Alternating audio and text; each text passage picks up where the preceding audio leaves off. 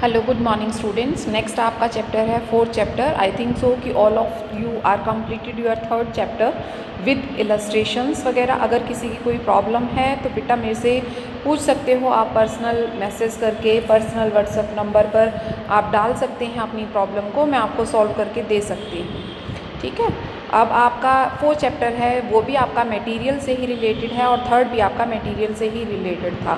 Third chapter में आपने ये देखा था कि मटेरियल को जो हम अरेंज करते हैं स्टोर में उसको कैसे करते हैं और जो ऑर्डर दिया जाता है वो किस बेसिस पर दिया जाता है।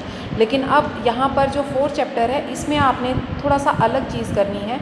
यहाँ पर आपने ये देखना है क्योंकि किसी भी कॉस्ट अकाउंटिंग का जो बेसिक ऑब्जेक्टिव होता है वो सिर्फ आपके दो होते हैं। एक क्या होता है कि how to reduce the cost of production and how to increase the profits, या आप ये कह सकते हैं how to reduce the wastage. ठीक है, ताकि वेस्टेज कम से कम हो। कंट्रोल कैसे करेंगे हम कॉस्ट को रिड्यूस कैसे करेंगे और प्रॉफिट्स को बढ़ाएंगे कैसे। तो अब जो आपका फोर्थ चैप्टर है वो बेटा आपका इसी से रिलेटेड है, जो बेसिकली फोर्थ है। वी कंटिन्यू बेटा। और तो आज हम इसमें करेंगे कैसे हम अपनी इन्वेंट्री अपने स्टॉक को कंट्रोल करेंगे। तो उसके अंदर सबसे पहले तो हमें ये जानना है कि हमारा स्टॉक होता क्या है। स्टॉक मीन्स इन्वेंट्री होती क्या है। Inventory here means the raw material. ठीक है, यहाँ पर जो बात कर रहे हैं हम इन्वेंट्री की, इन्वेंट्री का मतलब यहाँ पर रॉ मटेरियल से है बेटा, फिनिश से नहीं है। यहाँ पर हमारे यहाँ पर है रॉ मटेरियल जो प्रोडक्शन के टाइम में हम उसको सप्लाई करते हैं, इशू करते हैं अपने प्रोडक्शन हाउस पर। क्लियर है।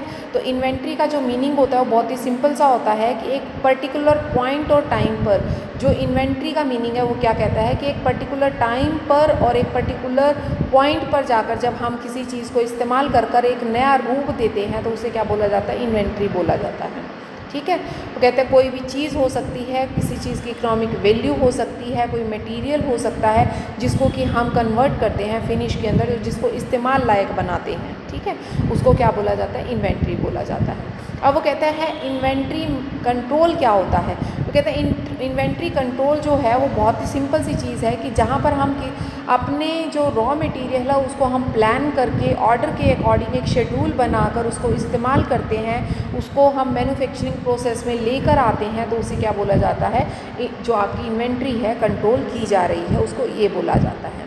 उसके बाद वो कहता है इन्वेंट्री को कंट्रोल करने के क्या क्या आपके बेनिफिट्स हो सकते हैं। तो वो यही चीज़ कहता है सबसे पहली बात कि जो आपकी प्रोडक्शन प्रोसेस है उसकी फंक्शनिंग जो है वो बिल्कुल ही स्मूथ होती है। इससे आपकी किसी तरह की कोई दिक्कत नहीं आती, क्योंकि आप इन्वेंट्री का कंट्रोल का मतलब है प्रॉपर उसका बिन कार्ड बनाकर चलते हैं, कितना मटेरियल आपको ऑर्डर देना है, कितना इशू करना है, गोडाउन में आपका कितना मटेरियल होना चाहिए, वो सारी चीज़ें आपको पता चल जाती हैं आपके कंट्रोलिंग प्रोसेस से। आपका जो प्रॉफिट है वो भी बढ़ता है क्योंकि वेस्टेज कम हो जाती है।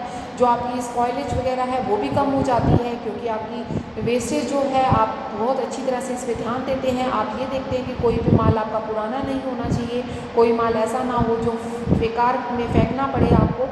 आप हर तरह के माल को इस्तेमाल करते हैं, हर तरह के मेथड्स को उसमें अडॉप्ट करते हैं कि आपको फीफो के थ्रू जाना है या लीफो के थ्रू जाना है। वो सारी चीज़ें जो आपकी एम्प्लॉइज़ हैं वो भी स्टेबल हो जाते हैं क्योंकि उनको टाइमली माल मिलता रहता है, और जब टाइमली माल मिलता रहेगा तो वो अच्छा टाइमली अपना काम करते रहेंगे, जिससे कि क्या होता है, अच्छी प्रोडक्शन होगी, प्रोडक्शन अच्छी होगी, क्वालिटी अच्छी होगी, तो एम्प्लॉइज़ को हम कहीं ना कहीं बेनिफिट्स देंगे और उस बेनिफिट्स की वजह से एम्प्लॉइज़ जो होंगे वो कॉन्टीन्यूसली उसी जॉब पर रहेंगे, वो कहीं और जॉब के लिए सर्च नहीं करेंगे। उसके बाद वो कहता है जो रिकॉर्ड्स वगैरह हैं वो भी एक प्रॉपर इफेक्टिव वे से तैयार किए जाते हैं, उनको भी अच्छी तरह से हम मेनटेन कर पाते हैं, अच्छी तरह से बना पाते हैं। वो सारी चीज़ें आपकी इसमें होती हैं। तो ये थे एडवांटेजेस। अब बात आती है ऑब्जेक्टिव क्या है। तो ऑब्जेक्टिव की बात अगर हम करें तो इसमें सबसे पहला ऑब्जेक्टिव आता है ऑपरेटिंग ऑब्जेक्टिव। अगर ऑपरेटिंग की बात करते हैं तो उसमें फर्स्ट आपका आता है अवेलेबिलिटीज़ ऑफ मटेरियल। जब आप मटेरियल को कंट्रोल करते हैं तो आपका मटेरियल अवेलेबल होता है, 100% होता है, क्योंकि मटेरियल कंट्रोल का जो आपका मतलब है वो इस चैप्टर से नहीं बल्कि इससे जो पिछला चैप्टर आपने किया उससे भी रिलेटेड है आपका मटेरियल कंट्रोल। क्योंकि उस कंट्रोल में आपका ये होता है कि आपको इतना माल रखना ही रखना है गोडाउन में, और इतना माल रह जाए तब आपको ऑर्डर देना है।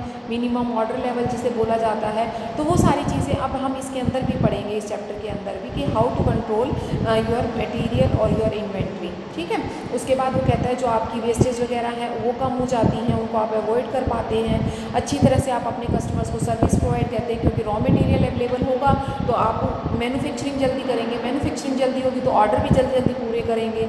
उसके अलावा वो कहता है जो आपका प्रॉफिट्स वगैरह होते हैं वो भी अच्छी तरह से हो जाते हैं।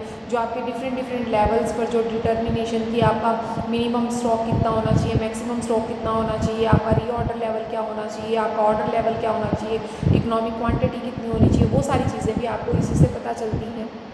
उसके बाद वो कहता है जो स्टोरेज सिस्टम है वो भी अच्छा होता है, ऐसा ना हो कि आप गोडाउन एक लिमिट से ज़्यादा बड़ा ले लें, ऐसा ना हो कि एक गोडाउन जो आप लिमिट से छोटा ले लें। तो कहता है इससे आपकी स्टोरेज का जो रेंट पे करते हैं आप, वो भी आपका प्रॉपर तरीके से बना रहता है, वो भी आपका सिस्टमेटिक होता रहता है।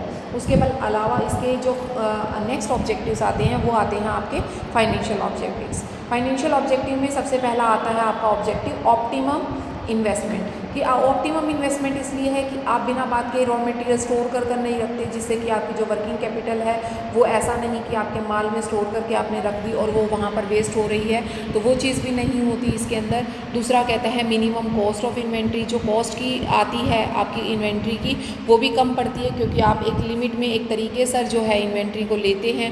मिनिमम कितना माल खरीदना है, एक इकोनॉमिक ऑर्डर लेवल आप बनाकर चलते हैं कि अगर आपके पास गोडाउन में 100 यूनिट रह जाएंगे तभी आप ऑर्डर देंगे, तो ये सारी चीज़ों का भी आप ध्यान देते हैं।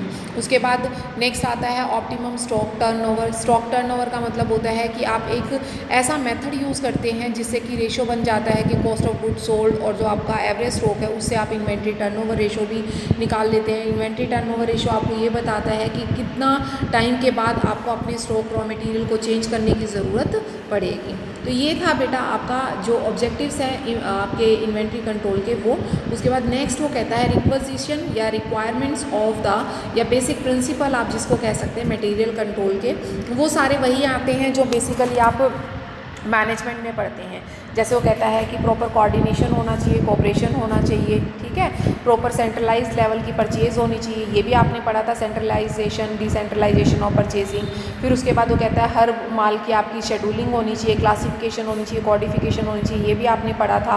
वो कहता है इंस्पेक्शन होता रहना चाहिए आपका माल का, कि आप अपने माल का इंस्पेक्शन कर रहे हैं, आपका माल जो है वो वेस्ट नहीं हो रहा है, वो सारी चीज़ें भी आप करेंगे। आपका यूज़ ऑफ स्टैंडर्ड फॉर्म होनी चाहिए, कि आपका जो माल है वो एक प्रॉपर रिसिप्ट जो है वो होनी चाहिए, ऑथराइज होना चाहिए, लीगल होना चाहिए, इलीगल ना हो। जो ट्रांसफ़र ऑफ मटेरियल है डिपार्टमेंट वाइज है वो बहुत अच्छे तरीके से होना चाहिए। वो कहते हैं economy in purchase and use, जो आपकी परचेजिंग वगैरह है वो भी आपकी यूज़फुल होनी चाहिए, वो आपकी इकोनॉमी में सस्ती होनी चाहिए, प्रॉपर टेक्निक्स आप उसके अंदर अडॉप्ट करें।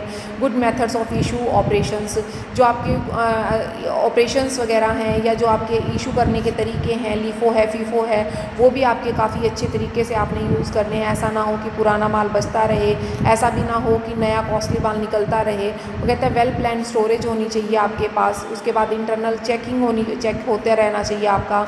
प्री पैचुअल इन्वेंट्री सिस्टम होना चाहिए, मीन आपकी जो इन्वेंट्री है वो पूरे पर चेक होनी चाहिए, कोई गलती, कोई वेस्ट तो नहीं हो रहा, कोई लीक तो नहीं हो रहा, कोई स्पॉइल तो नहीं हो रहा, चूहे तो ख़राब नहीं कर रहे, वो सारी चीज़ें भी होनी चाहिए इसके अंदर।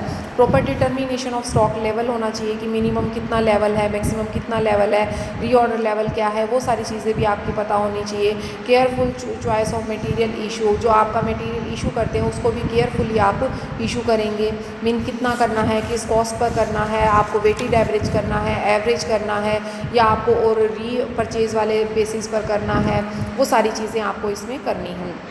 उसके अलावा प्रॉपर रिकॉर्ड्स एंड अकाउंटिंग भी आपको ध्यान में रखनी है, कि आपने प्रॉपर रिकॉर्ड्स वगैरह मेंटेन कर चलने हैं। तो ये था बेटा आपका chapter basic principles of material और इन्वेंट्री। ओके।